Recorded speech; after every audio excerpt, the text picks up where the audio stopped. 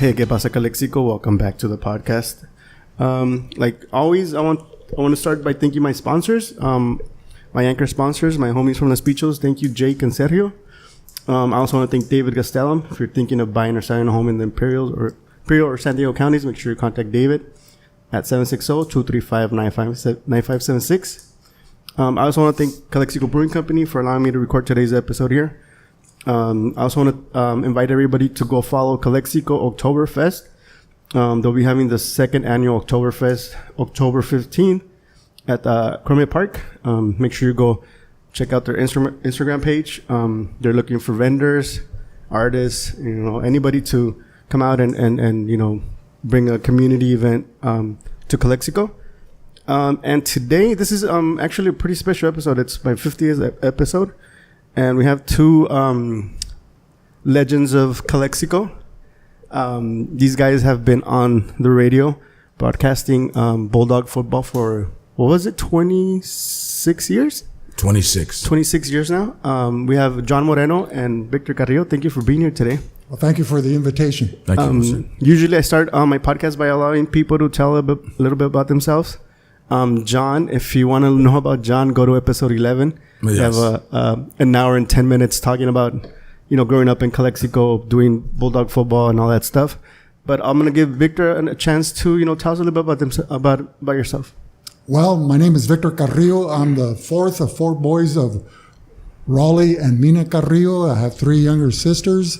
There were seven in total. I was born in Calexico in 1950, November 15th, 1950, in Dr. Aguilat's medical office on 3rd Street. Calexico didn't have an official hospital at that time. It didn't come in until the late 1951. So my sister, Maria Elena, was born there in 1952, along with my cousin Hildy Carrillo as well. I grew up in Calexico, went to the local school, started out at Our Lady of Guadalupe Academy in 1954 when I was 4 years old, then transferred to Rockwood School to be with my brothers and all my neighborhood buddies, and went to elementary school there. And then in 5th grade, all the 5th and 6th graders in Calexico went to the Annex, which was the original Calexico High School, which today is now San Diego State University on Heber Avenue. And the new high school was built the existing Calexico High School was built in 1954. The city of Calexico later sold or donated the campus to San Diego State University and the California State University system in 1964 for $1. Oh, wow. And that's when San Diego State opened its doors in 1965, 66 for the upper levels of education. You had to have at least 60 units, or what would be a junior upper division courses. But that's another story. Yeah. From there, I went to the junior high school, which was then called upper grades. Now it's called De Anza Junior High. Well, actually, and De Anza doesn't even exist anymore. Right. Oh, it's now called the 9th Grade Academy. Okay. Yeah. And then graduated from Calexico High School in 1968. From there, I went to Imperial Valley College for 2 years, played baseball, went to Arkansas State University in Jonesboro, Arkansas for my junior and senior year on a baseball scholarship. Got to travel throughout the south of the United States playing baseball, seeing a lot of wonderful cities and getting a lot of opportunity to play. Came back and finished up, graduated from San Diego State in 1975. Got my master's at San Diego State in the year 2000 in leadership and administration and education. Was an educator for 34 years. Elected to local politics, the Calexico City Council, the County Board of Supervisors, and served 2.5 years as city manager for the city of Calexico. That totaled 16 years.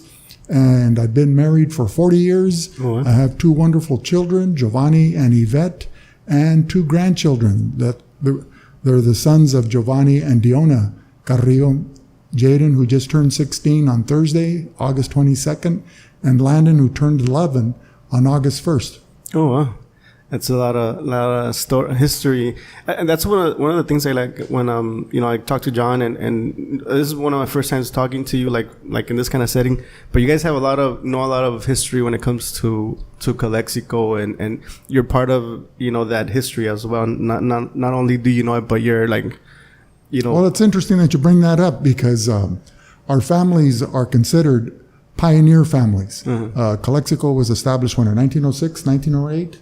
1908, yes. Okay, 1908.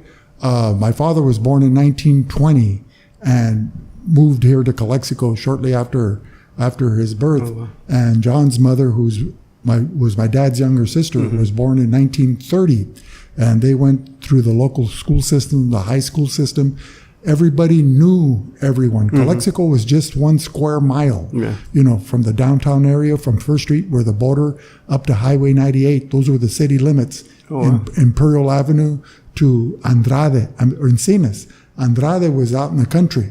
Oh, wow. And you had farmland, horse stables, etc. So everybody knew everybody. The downtown businesses from First Street through 4th Street and along Imperial Avenue were locally owned. The families owned their businesses. Some families, like the Chu family, and others, like grocery businesses, their living quarters or their houses were attached to the grocery store.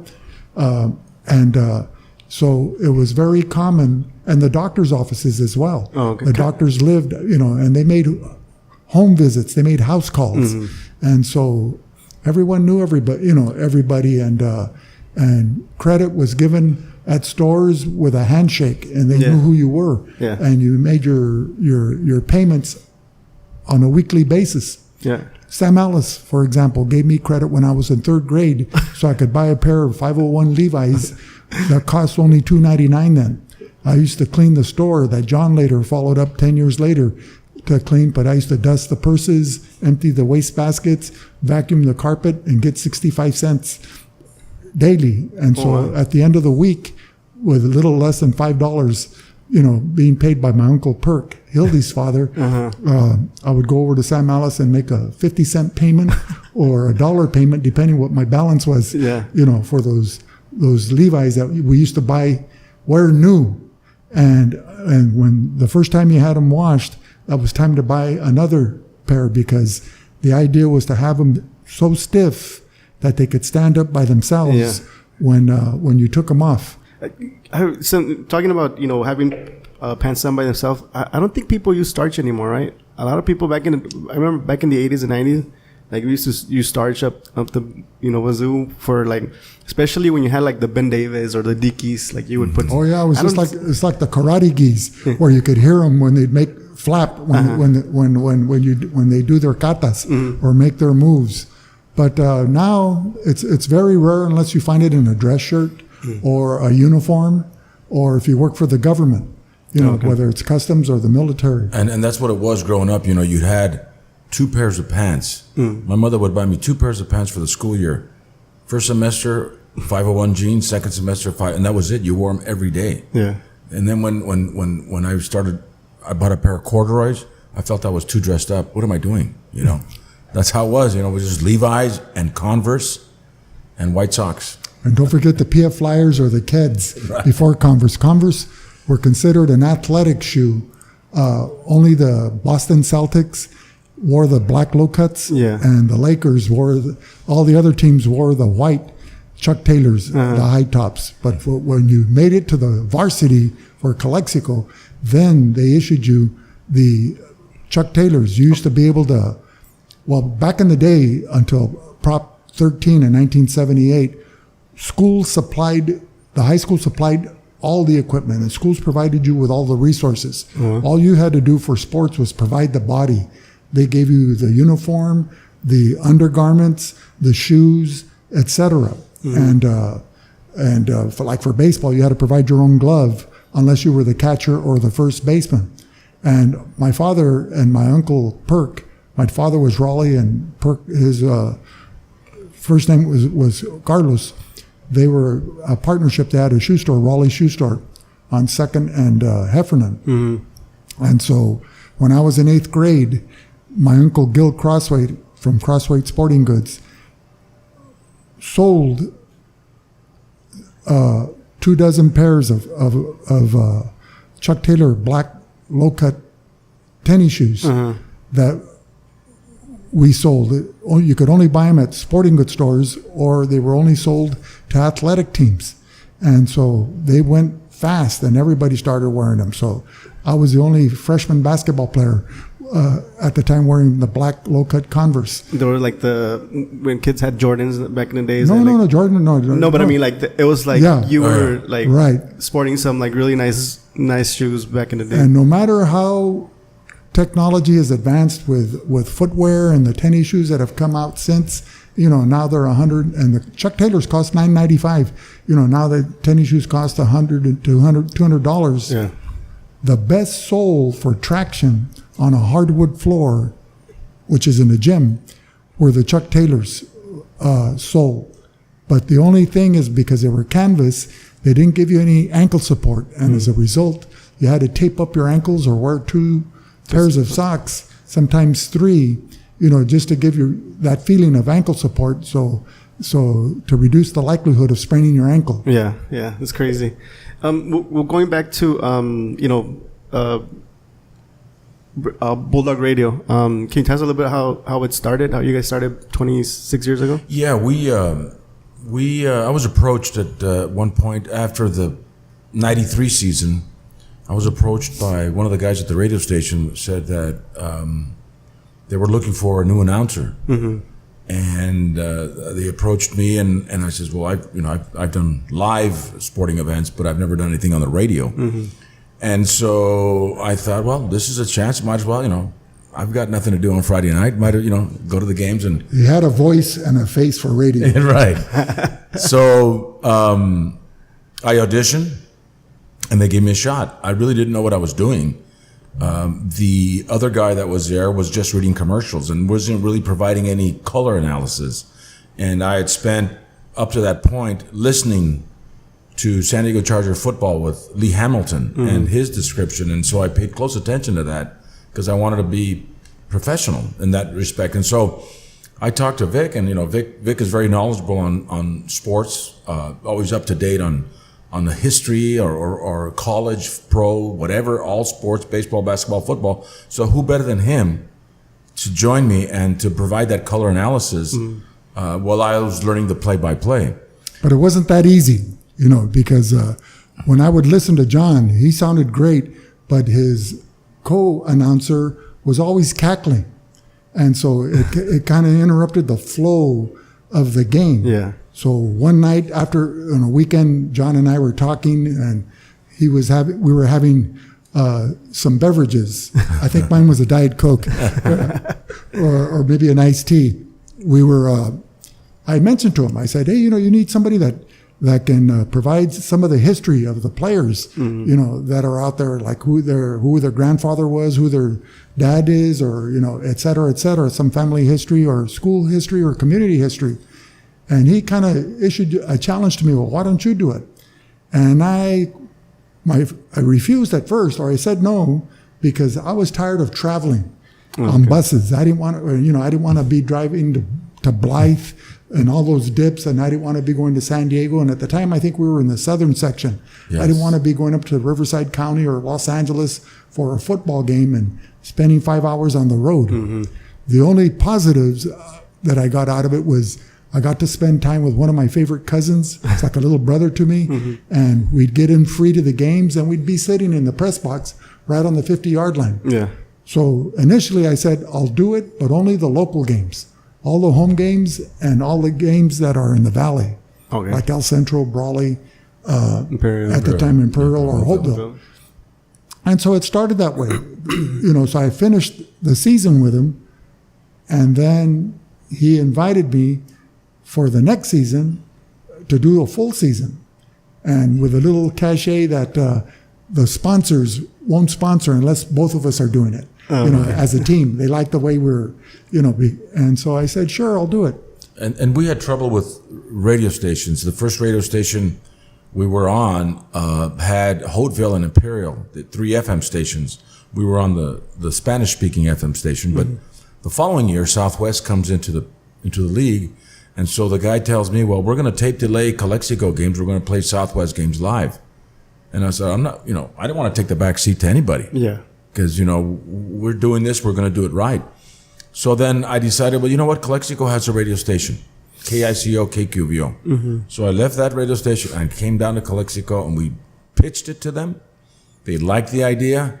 And we were with KICO from 1995, I believe, all the way up to 2007 or 8. And then that's when the KICO became a Christian station or a Catholic station. They didn't want sports on Friday nights. So then we went to KPBS for a few years because KPBS was part of the 97.7 FM. Uh-huh. They didn't have anybody at the station to hook us up when we called. But there was a mechanism that they had some type of technology where we could call this number and we would get on the air. But we had too many technical difficulties because that call would be dropped on occasion and then nobody could hear us.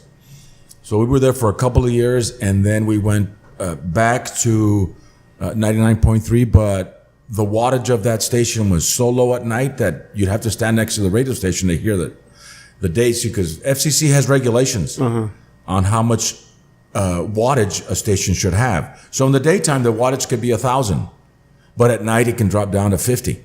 Oh, wow. And that really, it wasn't conducive for our listeners. So then we went to 1120 AM XEMX in Mexicali, and again the wattage went down at night, and so I was talking to Victor, and people were not happy. People were, we can't hear you guys. It was like having to listen with two cans connected with a string. Yeah. And so I got home one night, and I got on the radio, and I started going up and down the dial, and I found 990 AM La Rocola, XSL, and I pitched it to them, and I called a friend of mine. They were playing Led Zeppelin, and they were playing, old rock in English. So the format was English already. But they played Spanish rock too, old rock, So I talked to a friend, Jaime Jimenez, who runs Channel 66. Can you get me a meeting with the general manager for Radio Rama La Rocola? We sat down, we shared with him what we had, the equipment we already had. So John made him an offer he couldn't refuse. Anyway, and so we went with them, and they liked it, and we've been with them since 2016. And we hopefully have a positive relationship for years to come. And that's where we're at now. We're on 990. And it was a very good, clear station that also has a smartphone app that also you can listen online. So it's really not just from the Chocolate Mountains. It's from the North Pole to the South Pole, all along the equator on a Friday night. So that's where we're at now. And we enjoy it. This is one of the best times of the year for us, for me especially, because I get to watch Calexico High School football. Win or lose, doesn't matter. We're there. We're going to bring it to you live, and, if they win, que bueno. And if they lose, well, we got next week. There's always, tomorrow's always a better day. Yeah. So from the Chocolate Mountains to the Sea of Cortez, all along the border on a Friday night, it's exciting Calexico Bulldog football. That's how we open up, and that's how people recognize us. Can you tell me a little bit about that starting intro, like the intro, like who? Yeah, I borrowed it from Hacksaw because I would listen to the Chargers on Sunday, and he would pause 10 seconds for station identification, and he would say, from Baja to the Canadian Rockies, up and down the West Coast, on a Sunday afternoon, this is San Diego Charger football. So I said, you know what, we have geographical areas here. And I played with the geographical areas. I said, from Laguna Salada to the Chocolate Mountains, and I didn't like where that sounded. And then I said, well, let's start north and go south. So we started the Chocolate Mountain Gunnery Range, which is an actual geographical area here. And then the Sea of Cortez, everybody knows the Sea of Cortez, it's San Felipe. So we figured that station had the capability of going in those distances about 100 miles in each direction from Calexico being on and of course, the border fence. And then for intimacy, from Don Chuy's Tacos to La Chusa Taqueria, Yeah, but in between the salsas. Yeah, and it's funny because like when I start my show, like que Pasa Calexico, that's like my slogan. So like everybody tries to come up with little something that you get recognized by, and I've listened to the to the transmission every so often, and you always hear that one intro where it's like, okay, it's time for. And I'll use it several times during a broadcast during a game because we're on a Mexican station, they have their FCC requirements that every hour they have to have a national government commercial. And those commercials can run from 30 seconds to a couple of minutes. So there's a break in that action. So not to lose our listening audience and to recapture them, when we come back on the air live, I'll reintroduce our live broadcast, with the opening again from the top, and then go right into the flow. 3rd and 11, now bring it back to the voice of choice, the real deal, the master blaster, the king of sing, the dean of mean, Johnny Moe, John Moreno Brown. And then I come in. Yeah. When you guys are live, do you guys listen to like what's going on the actual radio station, or is it just you listen? We have a capability to listen to the guy that's in the booth out there, but that's about it. And sometimes we can hear the commercials. Okay. We just invested in some new equipment where we could fit more headsets and 2 more mics, 2 more headsets, in addition to the 2 we have. And we couldn't hear it last night. So that was kind of difficult on the far away games. But I text him on WhatsApp. It says we're going to go. He says we're going to a commercial right now. It says okay. And so he knows when to go to that commercial. And they play the fight song to open. They play the fight song to close. And that's our program. So yeah, we have. It's interesting now that we've come a long way from landlines, and before we'd have to go to check with the high school to see if their press box had a landline. Mountain Empire one time didn't have a landline, so we brought 300 and 400 feet of phone line. They're located in Buckman Springs, and so that phone line hooked up into a phone line that was in one of the coaches' offices. And then when we played at Hilltop in 2002. We had to call a neighbor. The radio station called a neighbor so we could hook up to their phone line on the landline, and we would broadcast that way. And then, of course, the radio station paid them for the phone bill. Oh, okay. But the technology has advanced so much now. We have a smartphone. We call Mexicali. They flick us on, and that's basically it. And we have a converter box that connects the phone to our headsets and to our microphones, and we go up. We broadcast live. Oh wow, it's crazy. We've been on forklifts. We've been in the crow's nest. We've been on, what do they call those when they're going to be painting or scaffolds like in Palo Verde when they were redoing their stadium.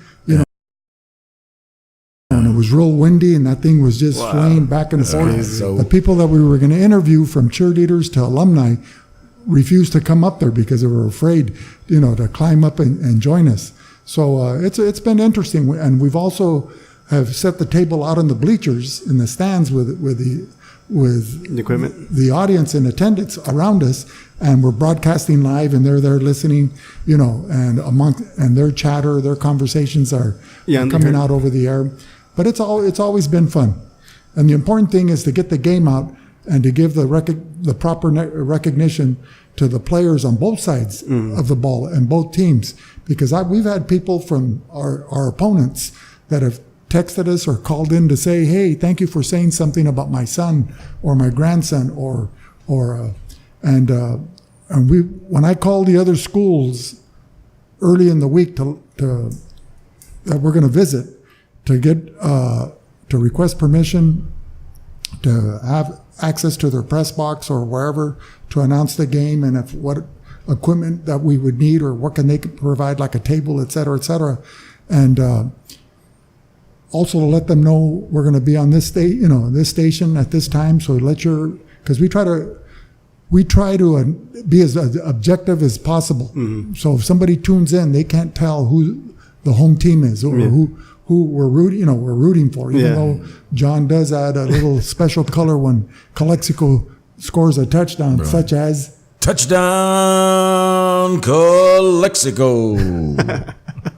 Yeah, and you don't do that for other teams? No, well, I don't do it as long. It's kind of like that goal, But I kind of.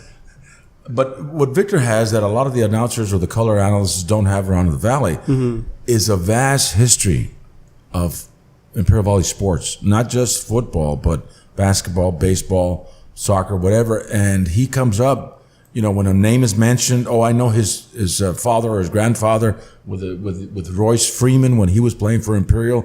Victor, gave us all the history about his grandfather from being from Brawley. Right, I met his grandfather in 5th grade, Rob Dorsey, Big Rob, along with James Skipper and Alex Musino. We played flag football against each other, then basketball, and went through 6th, 7th grade all the way through high school, and then at IVC. So we had that friendship that endured. And so, when Royce was a senior, Calexico played at Imperial, and it was parent night or senior night. And so Royce walked out not only with his parents, but he also included his grandfather. So after the game, I went down to say hi to Big Rob Dorsey, the grandfather, and he called his grandson over to introduce him to me, and a gentleman, the Royce Freeman. But he had so much admiration and respect for his grandfather, and he was a chip off the old block, his grandfather, Rob, was like a Greek god, in 5th grade, chiseled body, never had to lift weights. And he was a terror on the football field. He could have been a pro as a defender, as a linebacker or defensive end. But in those days, opportunities weren't as plentiful. And he got married right out of high school and went to work right away and to provide for his family. But, luckily, he was able to witness his grandson go through the ranks, and now he plays. He's a running back for the Denver Broncos. Yeah, my team. That's my team.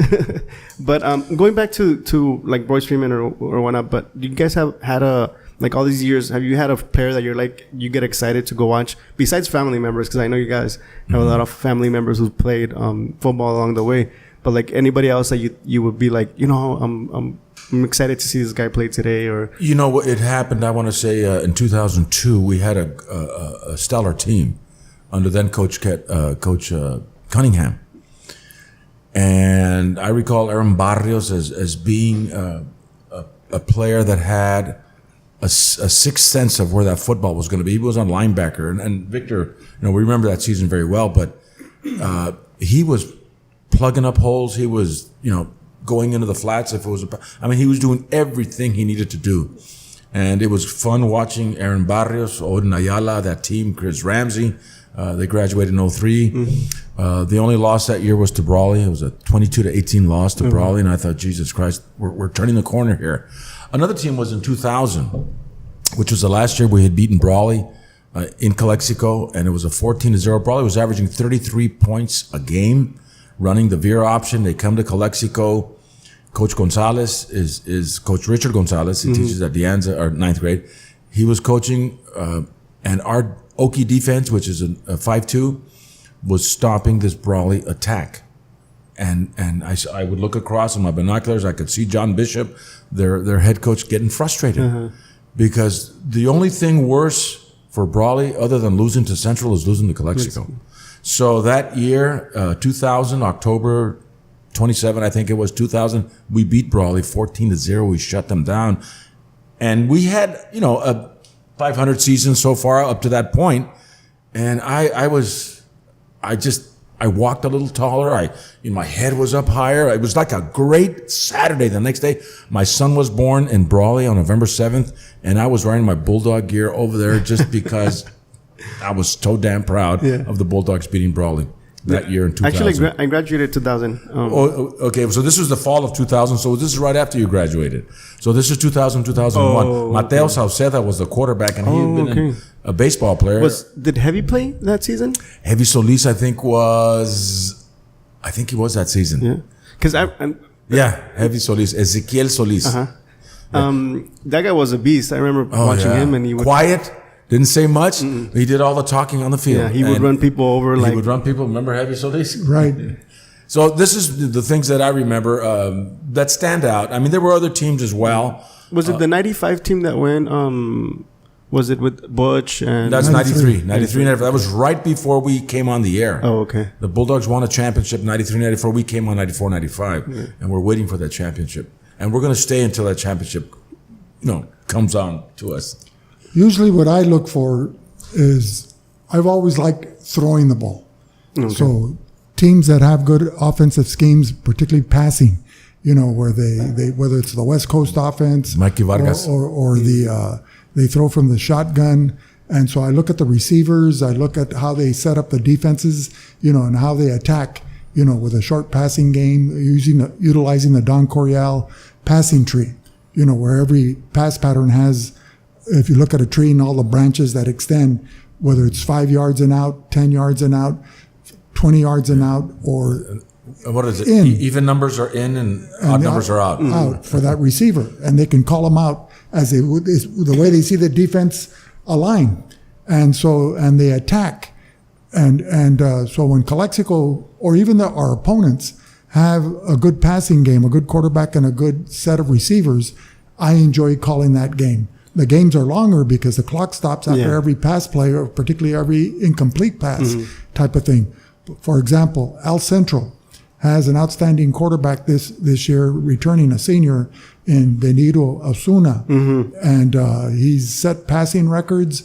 He's a prolific passer, doesn't get a lot of notoriety because we're in the Imperial Valley, but I enjoy watching him execute the passing game and standing tall in the pocket and just picking a defense apart. Yeah. Unfortunately, it's been Calexico's defense, but you got to give credit where credit's due. Yeah. And so Calexico last night showed some flashes of brilliance with first-year starter, he's a junior, Cesar Luna III. I played with his grandfather, Cesar Luna, back in 68, and he graduated in 70. But we're the same age. We played baseball together since Little League.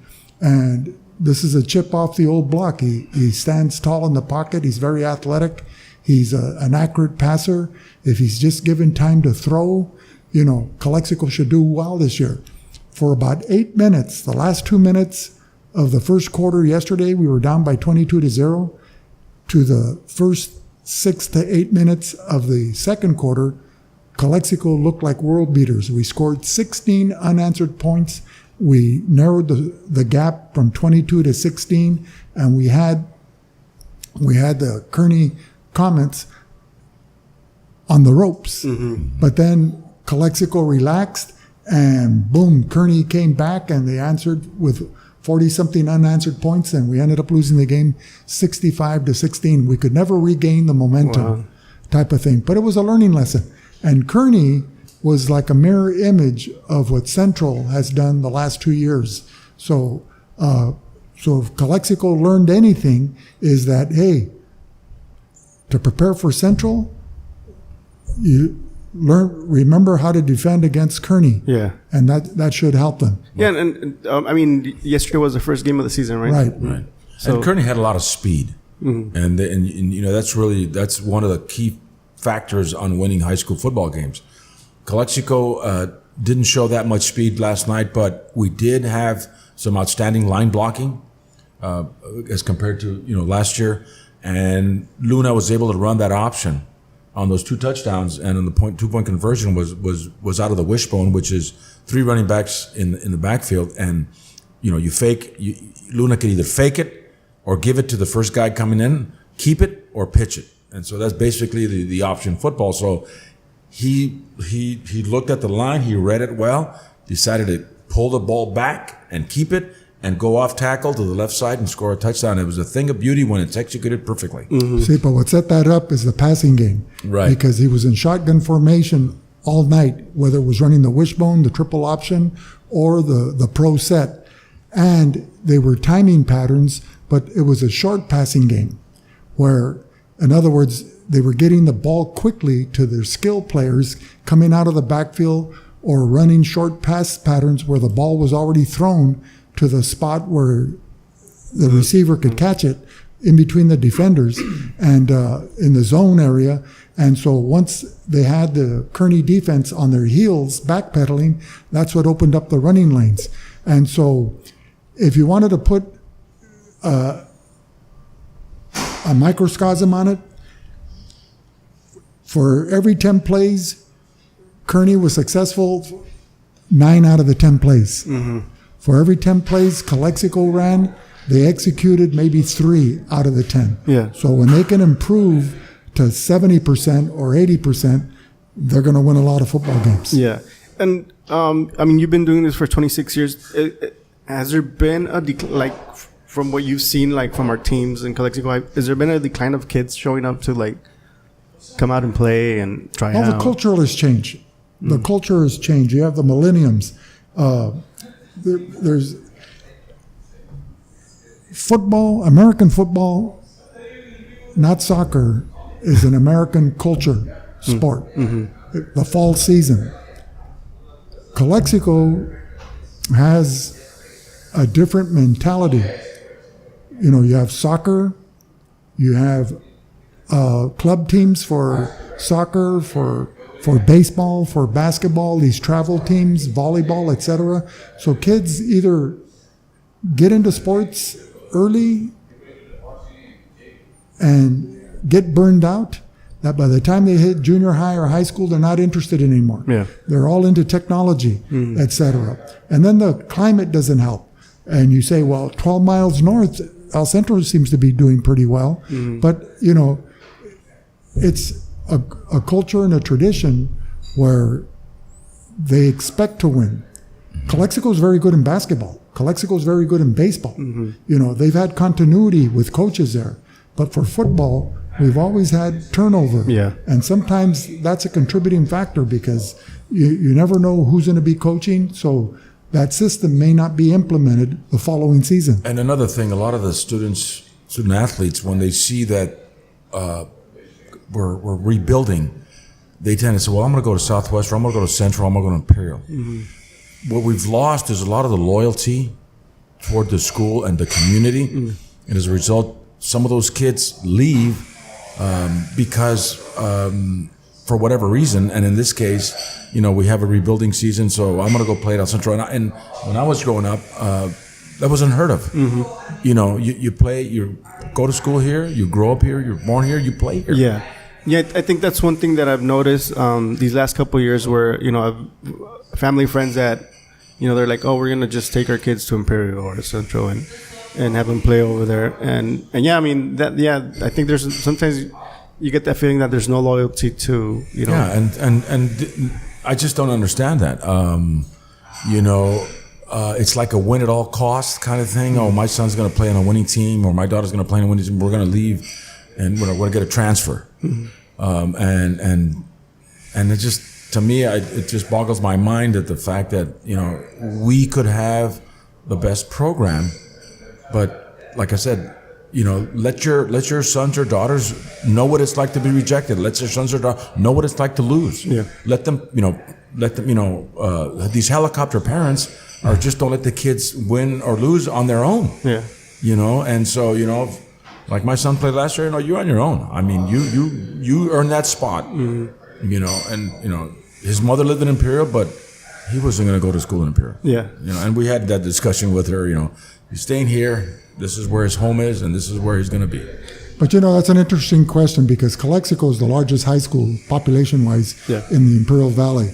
You know, Central would have been, but back in the mid-'90s, they created the second high school, Southwest, and their athletic fortunes dropped, you know, and Southwest was on the rise because our Southwest seemed to be attracting the better athlete, you know, for some particular sports. And but Central has since rebounded. But Calexico with 3,000 students, the high school, you know, you have better athletes. Sometimes you have really good athletes or big kids that could be on the line, play the offensive line or defensive line, walking the hallways that just have no desire to come out, you know, for football or to play basketball, you know, etc. So, you know, and if the desire is not there, I'd rather have a kid that wants to play. He's easier to coach than a kid that's forced to go out and play because, you know, he can become a cancer to the team. Yeah. And then, you know, you're coaching not only the team that wants to play and win, but the kids that don't want to be there, and you're having to expend a lot of negative energy just to make them feel that they have to be there and want to be there. Yeah. Going back to the turnaround in coaches, why do you feel it's a, like recurring thing here in Calexico that, we have coaches stay here like 3 years, 2 years, and then, especially in the last, 10 years, we've had over 100 years of Bulldog football, we've averaged a head coach every 3 years. And you can't really build a program on something like that. It happened when I was in high school. I had a freshman, our head coach for 1 year, my sophomore year, another head coach, my junior year, another head coach. And then finally, Coach Gutierrez came in and provided some stability. Mm-hmm. But I don't know. Sometimes it could be the administration not supporting. Sometimes it could be, I don't know. That is a question that has really kind of got me thinking about what is it. Why can't we have coaching stability? Mm-hmm. You look at Brawley. They've had John Bishop for all those years. Now they got John Self, who's been there for quite some time. And he was an assistant to right. So to they go Bishop. up to the problem. You had Imperial of Kerry Laguerra, who was an assistant to Steve Cato, and once Cato left, and you got Kerry Laguerra, he's been there for 15 years. Wow. Or more, if I'm not mistaken. So you had these coaches that have dedicated. Maybe we're not being the other part is not dedicating it to them or showing them that, hey, we're committed to you. Yeah. I'm going to commit to this program. You're going to commit to me. Mm-hmm. Well, that's how it has to work. It's interdependent. You have to have the support from the administration. In the 60s, we kind of had strong support from administration. You look at Imperial, who's a principal there, Joao Podaca. He was a former head coach here. He was a head coach. So he's got that athletic mentality. Brawley has the same thing. We need to have more administration at the top, to push for athletics, because in the end, who cares about your test scores? What team won on Friday night? Yeah, those are the bragging rights. Yeah, yeah. But that. Getting back to your question, I graduated in 1968. My freshman year, in the fall of '64, Dean Prather was a coach. He also taught math. He was my algebra teacher. My sophomore and junior year, the coach was Jim Hold. He was my freshman football coach, but now he was elevated to the varsity to be the head coach. Then he left. In my senior year, it was Joe Incero, who was also my baseball coach, my junior and senior year.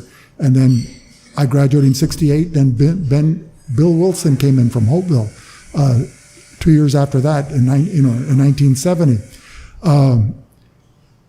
I don't know what takes place in the negotiations with the superintendent of schools or the school board or the high school principal or the high school athletic director when they're negotiating with a potential head coach as to coming in. What kind of staff is he going to have? Is he going to have the independence to pick his own coaching staff, his assistants, etc., who will also have buy-in? Because sometimes you get assistant coaches that are provided to you who are also competing with a head coach, thinking that they should be the head coach as well. Yeah. And so sometimes they that undermines the head coach's philosophy or his efforts. But that's been as old as time, type of thing where the one coach, the assistant coach that's waiting in the wings, where he says, I could have been a contender. Yeah. I could have been somebody. I could have had class. And you mentioned athletic directors. I guess if I think about it, before you were there for a while, right, as an athletic director. Like we've had a turnaround of athletic directors as well. Victor was an athletic director at Vincent for many years. Calexico had Ray Alvarado for many years. Mm-hmm. Ray had left it, and they decided to give it to an administrator. They gave it to me as other duties as assigned, and I took the ball and I ran with it. I loved that position. I had it for 4 years, and then it went. There was some turnover every couple of years, and so now we have Lorena Rodriguez, who I think is going to do an outstanding job. Yeah. Because she has that athletic background, she was a coach, and now this is a more of a administrative position where she can call shots, make decisions, and hopefully she has the staff, the coaching staff to support her, and that she support the coaching staff as well. Mm-hmm. Yeah, I had her on the podcast when she first came on as an athletic director, and yeah, she has a lot of potential. She has a lot of knowledge in terms of when it comes to sports and how to. I mean, they're long days. Yeah. Because you have to be all day long, you know, and you've got to be at the sporting events and unless you like sports, you know, then it's maybe not the job for you, but you got to love sports to be out there. Yeah, and you have to be a people person because you deal with parents, you deal with coaches, you deal with community. Yeah, because you will look for the community to support you, whether you're developing a souvenir press book or you're having a golf tournament. Because we used to have golf tournaments when I was athletic director.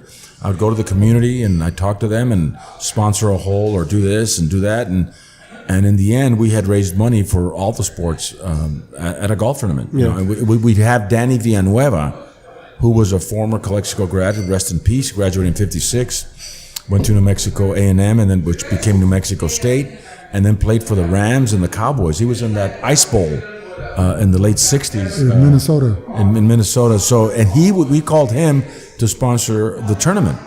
Okay. We wanted to get a professional out here. And Calexico has one professional athlete that went on and played football, even though he was a kicker, but he did play pro sports. Oh, and he provided what, a trailer or a mobile home? And he provided at a raffle. He gave away a mobile home because he had a company Mexicali that was producing mobile homes. Mm-hmm. But more than that, he would be a title sponsor, which was $5,000 right to the athletic program. Oh wow! Which to him was a drop in the bucket because he became a multimillionaire. Yeah. So we've only had one professional football player in Calexico? For one professional, and that was Danny Villanueva, and his brother Primo was the star athlete. He went on to be on the championship team for UCLA in 1954. Mm-hmm. But his brother... he played in the Canadian Football League. He played in the Canadian Football League and ran a string of restaurants up in Vancouver. Mm-hmm.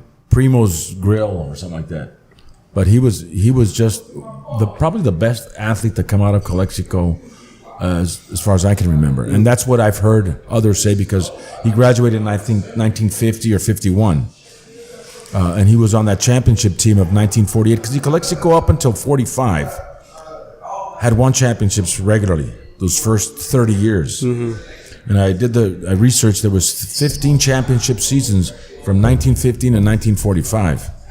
After the war, World War II, we've had 3. 48, 74, and 93.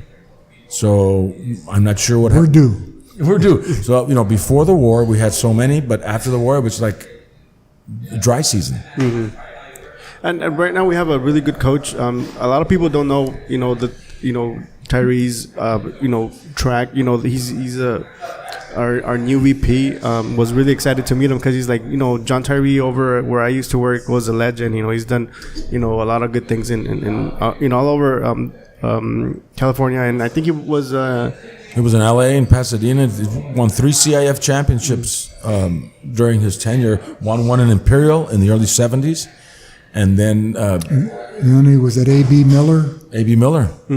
Which is a big school in Riverside County. Okay. But John Wooden, for example, and they asked him once he started winning all those NCAA championships, what was he doing differently? He said nothing. You don't go to the Kentucky Derby unless you have a thoroughbred. He said all of his recruiting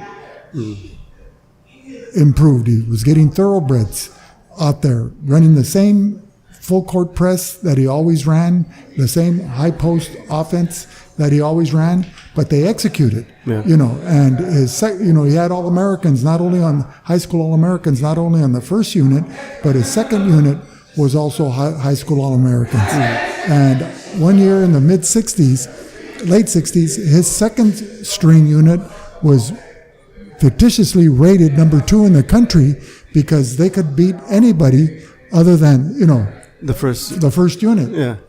And that's when the first unit was going undefeated. Uh-huh. Going back to earlier, we were talking about Marco Peralta.